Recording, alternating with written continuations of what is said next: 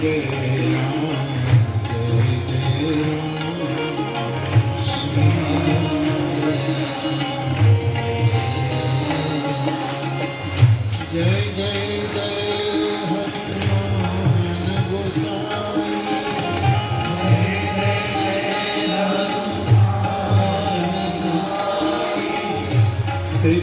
करो गुरुदेव की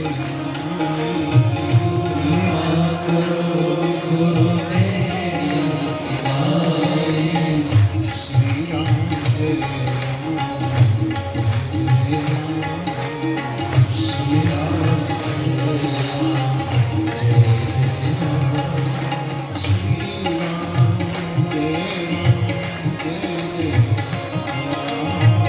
श्री राम जय राम जय राम श्री राम जय राम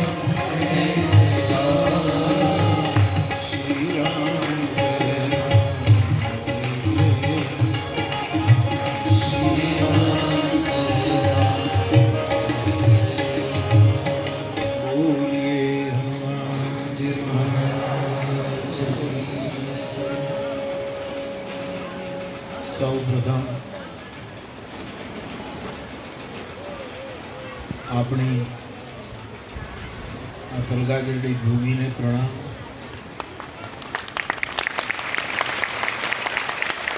ત્યારબાદ આ ભૂમિ ઉપર આજથી 7 દિવસ માટે જે વૈશ્વિક વ્યાસપીઠ એની સ્થાપના થઈ છે એ વ્યાસપીઠને મારા પ્રણામ. અને એ વ્યાસપીઠ ઉપર બિરાજિત સ્થાપિત પરમહંસોની સંહિતા એવા શ્રીમદ ભાગવત ગ્રંથ એને મારા પ્રણામ. અને એ શ્રીમદ ભાગવત નું કથામૃત આપણા ગામને અને સૌને 7 દિવસ માટે અમૃત પાન કરાવવા માટે વ્યાસપીઠ પર વિરાજમાન અમારે કથા જગતના એક યુવાન અને સફળ કથાકાર પૂજ્ય આશીષ દાદા, કદાચ એમને આશીષ દાદા કહું એ ગમે નહીં, પણ એકલા હોઈએ ત્યારે હું એને ગમે તે તુકારો પણ કરી લઉં, પણ અત્યારે વ્યાસપીઠ ઉપર એટલે એમને મારા પ્રણામ. એમની સાથે પરિવારજનો આવ્યા છે, શરદ દાદાને એમને પણ આવકાર. અને વ્યાસપીઠની સાથે શ્રીમદ ભાગવતજીનું ગાયન કરવામાં જે સંગીતના સાધકો એમાં સાથ પુરવાના છે એ બધાને ખૂબ ખૂબ ધન્યવાદ, એમનું સ્વાગત કરું છું.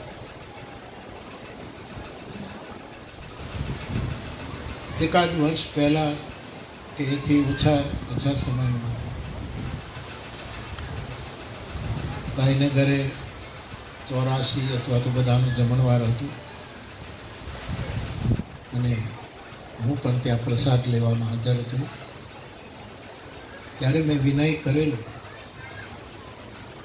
આમ તો આપણા ગામમાં હું આપને 60-70 વર્ષ પહેલાંની વાત કહું ત્યારે તો આમાંથી ઘણાનો જન્મ નહીં થયો હોય.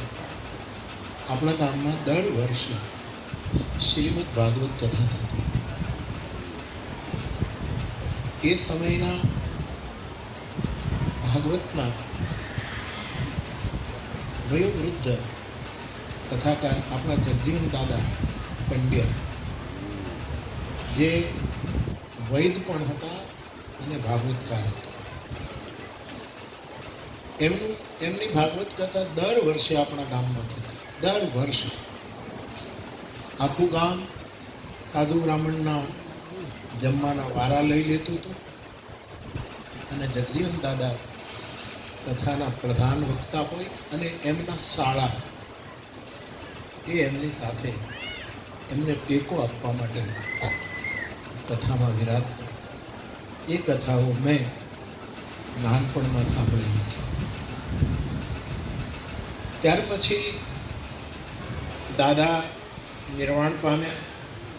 એ થોડો ક્રમ બંધ પડ્યો, પરંતુ અમુક વર્ષો પછી આપણે એ ક્રમને પાછો જીવિત કરી અને આપણા ગામમાં આપણી પ્રાથમિક શાળાના કમ્પાઉન્ડમાં દર વર્ષે ભાગવત, રામકથા, કોઈ પણ કથાનું આયોજન થતું હતું.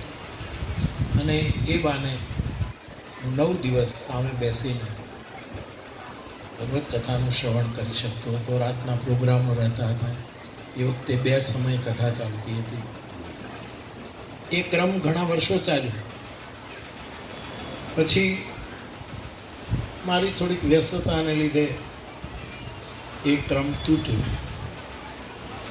ક્યારેક ક્યારેક કોઈ પરિવારની પારિવારિક કથા ગામમાં હોય, આપણા ગામના જ શાસ્ત્રી, રેવા દાદાના પરિવારના આપણા ગામના જ શાસ્ત્રીજી મગન દાદા, એ છગન દાદા કથા વાંચતા.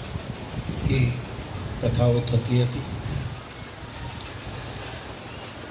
વર્ષો પહેલાં 108 કથા દુલા દાદાની વાડીમાં આપણે થયેલી રામકથા વર્ષો થઈ ગયા.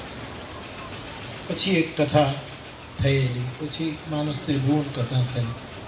એટલે જ્યારે 84 હું જમવા ગયો ત્યારે મેં આ છોકરાઓને, ગામના બધા જ વડીલોને વિનય કર્યો કે દરેક ગામમાં વર્ષે એક વખત ભાગવત, રામકથા, દેવી ભાગવત, શિવ પુરાણ, કોઈ પણ સદગ્રંથનો સત્સંગ થવો જોઈએ દરેક ગામમાં. પરંતુ બીજા ગામની જવાબદારી આપણે ન લઈ શકીએ, પણ તલગાજરડામાં તો થવો જ જોઈએ. અને આખું ગામ જો સાથે મળીને આવો એક જ્ઞાન યજ્ઞ યોજે તો એમાં કોઈને કાંઈ વધારે બોજ પડે એવું પણ ન હોય, અને એ થવું જોઈએ. અને આ છોકરાઓને મેં કહ્યું કે આયોજન તમે કરો, કાંઈ પણ મુશ્કેલી હોય તો હનુમાનજી બેઠા છે, એ આપણું બધું પૂરું કરશે. પરંતુ છોકરાઓનો ઉત્સાહ, કોઈના નામ નથી લેતો, પણ મારી નજરમાં અને મારા મનમાં બધા જ છે. આ બધાનો જે ઉત્સાહ અને હું જે કંઈ કહું એ કરવાની એ લોકોની એ જ રીતે તત્પરતા, એને લીધે આવું એક સુંદર સાત્વિક વાતાવરણ યોજાયું છે.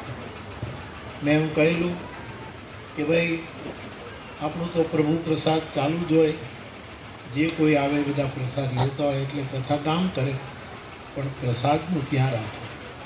છોકરાઓ કે નહીં બાપુ ત્યાં હોય એને અહીંયા મોકલો. એક જ છે, અહીંથી ત્યાં આવો કે ત્યાંથી આવો, કાંઈ જુદું છે નહીં. પણ એટલો ઉત્સાહ મેં જોયો આ છોકરાઓમાં. અને સુરત ગયા આપણા ગામના લોકો પાસે આ તે, અને બધાએ બહુ સારી રીતે વિતજા સેવા કરી છે. મેં 2-3 વખત વચ્ચે પૂછ્યું કાંઈ તકલીફ, તો કે નહીં બાપુ ધાર્યા કરતાં વધારે બધું પ્રભુની કૃપા થઈ છે. એટલે હૃદયનો સાચો ઉત્સાહ આ ઉત્સવના મૂળમાં છે. પછી વાત આવી, મને કહે તમે શાસ્ત્રી બાપા તમે ગોતી આપો. મેં કીધું કંઈ દરિયામાં થોડા છે બધા મારે ગોતવા જવું પડે. જમીન ઉપર વિચરણ કરે છે, બધાની ફોરમ છે, બધાની ભગવત કૃપાથી એક મોટો વિસ્તાર છે. મેં કહ્યું કે હું તારીખ અને શાસ્ત્રી બાપાને તારીખ આપીશ ને પછી શાસ્ત્રી બાપા માટે આપણે વિચારશું. કે મારા મનમાં શું હોય કે ગામને રસ પડે, છતાંય આધ્યાત્મિકતા અને ભાગવતના મૂળ રહસ્યો મારા નાના માણસ સુધી પહોંચે, અને છતાંય એનો રસ ભંગ ન થાય એવા કોઈ વક્તા આપણને મળે. એટલે હું શોધતો હતો. અને એમાં વળી પાછા બધા આવ્યા અને મને એમ કહ્યું કે શરદ દાદાના દીકરા એમની મેં કહ્યું, મેં કીધું બહુ જ ઉત્તમ વિચાર છોકરાઓ તમે કર્યો,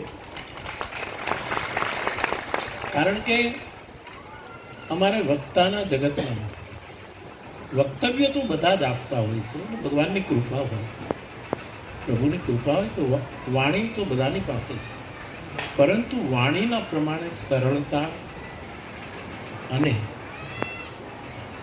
એમનું શરીર બ્રાહ્મણનું છે છતાંય સાધુતા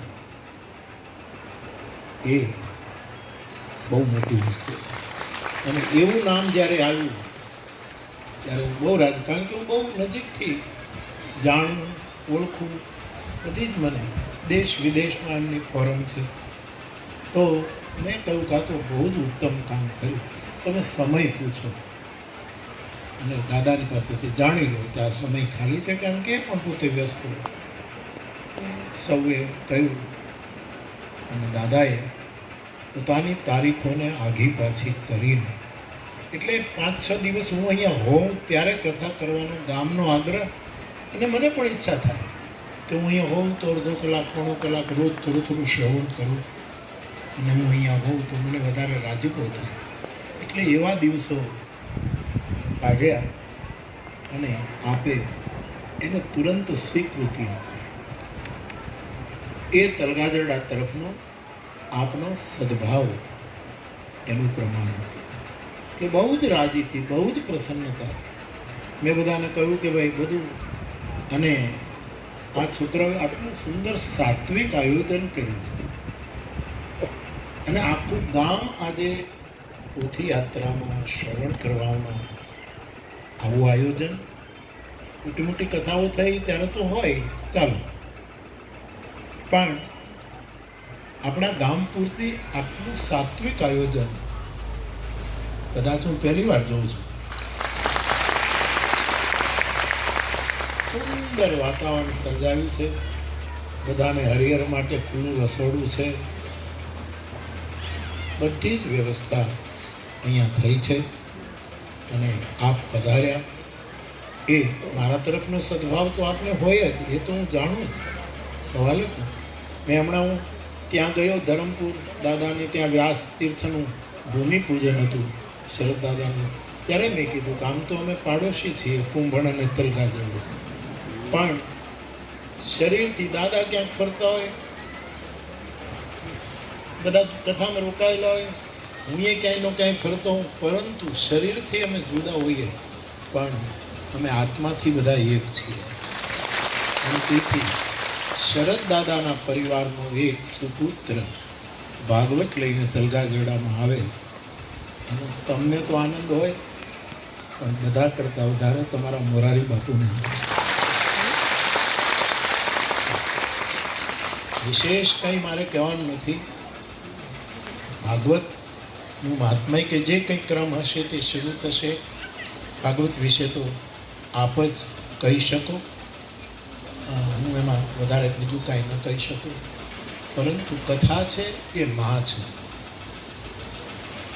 હમણાં જ માતાજીનો એક શ્લોક બોલ્યા, નમસ્તસ્ય, એ બોલ્યા નમસ્તસ્ય નમસ્તસ્ય. એમ રામકથા હોય, ભાગવત કથા હોય, શિવ કથા હોય, દેવી ભાગવતો કે કોઈ પણ આપણા પુરાણની કથા હોય, કથા છે એ આપણી મા છે, એ માતૃ સ્વરૂપા છે. અમારે કૃષ્ણશંકર દાદા તપસ્વી ઋષિ હતા, ત્યારે કથાના વિશે બહુ કહેતા કે કથા શું છે, કથા શું છે, પરંતુ આ કથા છે એ માતૃ સ્વરૂપા છે. અમારે લાભુ દાદા તો હંમેશા એમ કહે, યા દેવી સર્વભૂતેષુ કથા રૂપેણ સંસ્થિતા, નમસ્તસ્ય નમસ્તસ્ય નમસ્તસ્ય નમો નમઃ. તો આપણે ત્યાં શ્રીમદ ભાગવતની પધરામણી થઈ છે. ભાગવતની પધરામણી એટલે સમજી લો દ્વારકાધીશ અહીંયા આવ્યા છે, કારણ કે કળિયુગ આવવાનો સમય થયો અને ભગવાન કૃષ્ણએ સ્વધામ જવાની તૈયારી કરી, ત્યારે એમણે જ બધાએ કહ્યું કે હવે આપ જતા રહેશો, ના કળિયુગ આવે છે, અમારું શું થશે? ત્યારે ભગવાન એમ ભૂલ્યા છે કે હું આમ શરીરથી જઈ રહ્યો છું, પણ મારું આખું વાંગમય સ્વરૂપ મારું ભીતરનું સ્વરૂપ હું શ્રીમદ ભાગવતજીમાં રાખીને જાઉં છું. જ્યારે તમે શ્રીમદ ભાગવતજીને પધરાવશો, એનું શ્રવણ કરજો, એનું ગાયન કરશો, ત્યારે હું ત્યાં સાક્ષાત હાજર રહીશ. એટલે તલગાજડામાં આપણે ત્યાં રામને મળવા માટે, અયોધ્યાવાળાને મળવા માટે દ્વારકાવાળો આવ્યો છે. તો સાક્ષાત ઠાકોરજી બિરાજમાન છે પોથીજીના રૂપમાં. એના વિશે તો હું કંઈ ન કહું, પણ મેં એક વાત હંમેશા કહી છે, આમાં તો આખા ગામનું આયોજન છે, નાનામાં નાના માણસથી લઈ, અને મને બધા જ ફિગર પણ બતાવ્યું કેટલું કેટલું સારું યોગદાન. અને તલગાજરડા આટલું યોગદાન આપવું થાય એની મને બહુ નવાઈ પણ લાગે, કારણ કે આવી ટેવ આપણને પહેલાં નહોતી. અને કાંઈ પણ હોય વર્ષોથી જોઉં છું કે ચિત્રકૂટ કરશે. મોરારી બાપુ ખાડા પૂરવા હોય તોય મારે પૂરવાના આ ગામના મોરારી બાપુ છે ને, એ બધું કરશે, એ તો થાય જ. પણ આખા ગામનો આ વખતનો જે આ માહોલ છે એ ગામને શુકન થઈ રહ્યું છે. ગામ માટે બહુ જ આ ઉપકારક ઘડી છે. તો હું હંમેશા કહેતો રહું કે આપણે તો કોઈના પિતૃ પાછળ તો નથી, આ બેને સમર્પિત કરવા માટે કથા કરી. દ્વારકાવાળો ને અયોધ્યાવાળો બેઠા, આમાં કોઈના બાપ દાદાની પાછળ એનું મોક્ષ થાય એ તો બધા થાય જ. ભાગવતની કથા કરાવો તો થાય જ. આમાં તો એવું થશે કે ભાગવત કથા પૂરી થશે ત્યારે આ ગામનું તોરણ બંધાણું હશે, ત્યારથી આજ સુધીના બધાના પિતૃઓનું મોક્ષ થશે. આમાં કોઈએ રૂપિયો આપ્યો હોય કે ન આપ્યો હોય એ વાત જ નથી. આમાં રૂપિયો તો બહુ રૂપિયો છે, એમ હું કયા કહું, રૂપિયો બહુ રૂપિયો છે. પણ આપણી શ્રદ્ધા અને વિશ્વાસ આ પોથીજીને અહીંયા લઈ આવ્યું છે. અને દર વર્ષે આવું કંઈક થાય આપણા ગામ. અને સાહેબ વર્ષે 25-50 લાખ રૂપિયા ગામે સત્સંગ માટે ભેગા કરવા એ કાંઈ બહુ મોટી વાત નથી. કપાસમાંય ફાયદો છે, આમે બીજું આડું અવળું આપણને આવડતું હોય, હીરાનું છે. એટલે નાનું મોટું આયોજન દર વર્ષે થાય એવું આપણે ઈચ્છીએ, પછી તો હરી ઈચ્છા. પણ અત્યારે જે આયોજન થયું છે એનાથી મને બહુ જ રાજીપો થયો છે. હું એમ કહું કે અમારે કથાના વક્તા કેવો હોવો જોઈએ, તો તુલસીદાસજી એમ લખ્યું છે, લાવણ્ય નિધિ. લાવણ્યનો નિધિ હોય એની સાથે તલગાજરડું બે શબ્દો વધારે જોડે. ભગવાનની કથાનો વક્તા લાવણ્ય નિધિ પણ હોવો જોઈએ, તારુણ્ય નિધિ પણ હોવો જોઈએ, યુવાન હોવો જોઈએ, તારુણ્ય નિધિ પણ એ હોવો જોઈએ. અને બીજું કારુણ્ય રૂપ નિધિ હોવું જોઈએ, એના કરુણા હોવી જોઈએ. અમારી વ્યાસપીઠો એ કોઈ ધંધો કરવા નથી નીકળી. અમારી વ્યાસપીઠ મને શરદ દાદા કહેતા હતા કે બાપુ આ વ્યાસ મંદિર જે અમે કરીએ છીએ તીર્થ, એમાં કોઈનો પૈસો અમારે લેવો નથી. એમણે ત્યાં બોલ્યા 16મી તારીખે કે મારા 2 દીકરા એટલા સંપન્ન છે કે બધું જ કરી શકે એમ છે, એટલે અમારે કોઈની પાસેથી. એટલે મેં એમ કહ્યું કે 2 દીકરા તો સંપન્ન છે, પણ દાદા તમે ક્યાં ઓછા સંપન્ન છો? પણ કઈ સંપન્નતા? ઠાકોરજીના ચરણની પ્રપન્નતા એ સંપન્ન. રૂપિયા પૈસાનું તો જગતમાં કાંઈ. અત્યારે તલગાજરડાની જમીનના ભાવ જુઓ, અને દેશ વિદેશના લોકો અહીંયા રહેવા આવવાની કોશિશ કરે છે. ઘરના એક રૂમ આપે તો ભાડા વધી ગયા છે, ઇલેક્ટ્રિકનું બિલ જુદું આપવાનું, નળના પૈસા જોઈએ. એવું તો આપણું હોશિયાર ગામ છે.